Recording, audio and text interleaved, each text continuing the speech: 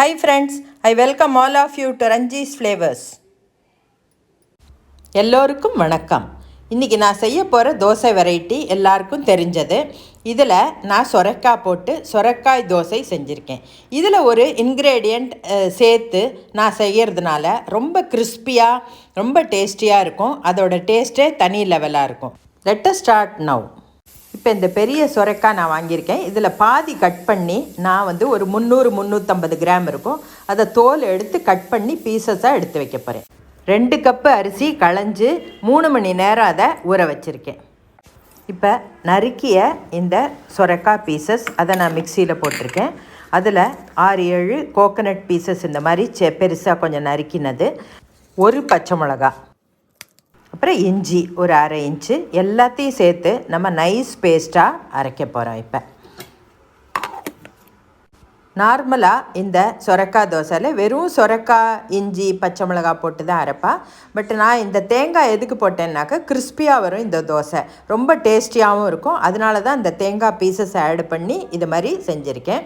இப்போ அரிசியை நம்ம அரைச்சுடலாம். இந்த ஊற வச்ச அரிசியும் நல்லா நைஸாக நான் அரைச்சிருக்கேன். இதையும் அந்த சொரக்காய் பேஸ்ட்டோடு சேர்த்து எல்லாத்தையும் நல்லா இப்போ கலந்து விடணும். இதில் நல்லா வறுத்து ட்ரை ரோஸ்ட் பண்ணி உள்ள அந்த ஜீரக பொடியை நான் இப்போ இதில் சேர்க்க போகிறேன். அது கொஞ்சம் ரொம்ப நல்ல வாசனையாக இருக்கும். ஜீரகத்தை போட்டு அரைக்கிறத விட இது மாதிரி போட்டால் இன்னும் நல்லாயிருக்கும். இதில் தேவைக்கு ஏற்ப உப்பும் நம்ம சேர்த்துனுடலாம்.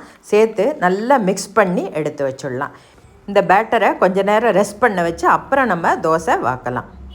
2 மணி நேரம் கழித்து இந்த பேட்டரை நான் ஒரு தனி பவுலில் எடுத்திருக்கேன். அதில் வாட்டர் மிக்ஸ் பண்ணுறேன். தண்ணி மிக்ஸ் பண்ணி வாத்தா தான் ரொம்ப நல்லா வரும். இப்போ நம்ம தோசை வாக்கலாம். தவா சூடாக இருக்குது. கொஞ்சமாக தண்ணி தெளித்து நான் அதை க்ளீன் பண்ணிக்கிறேன். அதுக்கப்புறம் நம்ம இந்த பேட்டரை அதில் விடலாம். விட்ட உடனேயே நீங்கள் ஓட்டையாக வர்றதை பார்க்கலாம். அந்த தேங்காய் போட்டதுனால இந்த கிறிஸ்பினஸ் ரொம்ப நல்லாயிருக்கும், நல்லாவும் எடுக்க வரும் உங்களுக்கு.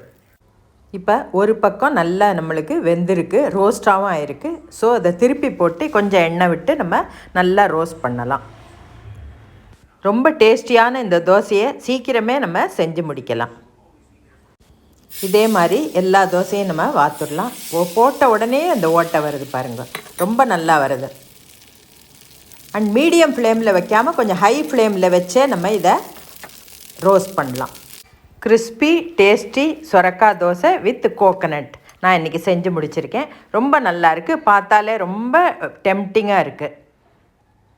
இப்போ இந்த சொரக்காய் தோசையில் சில பேர் அதில் அரிசியும் கொஞ்சம் உளுந்தும் சேர்த்து அப்புறம் சொரக்காயோடு சேர்த்து அரைப்பா. பட் நான் இன்றைக்கி செஞ்சுருக்கிறது தேங்காயோடு சேர்த்து ரொம்ப கிறிஸ்பியாக செஞ்சுருக்கேன். இதுக்கு ஆனியன் அண்ட் டொமேட்டோ சட்னி செஞ்சுருக்கேன். ஈவன் கோகனட் சட்னி கூட ரொம்ப நல்லாயிருக்கும். ட்ரை பண்ணுங்க, உங்கள் கமெண்ட்ஸ் எழுதுங்க. பை.